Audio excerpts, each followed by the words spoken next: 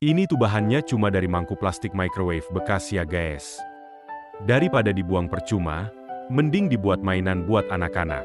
Tinggal kita kasih handphone di bawahnya bisa jadi mainan seperti akuarium 3 dimensi kayak gini guys. Dijamin anak-anak bakal seneng banget deh dibuatin mainan akuarium 3 dimensi seperti ini guys. Selamat mencoba ya guys.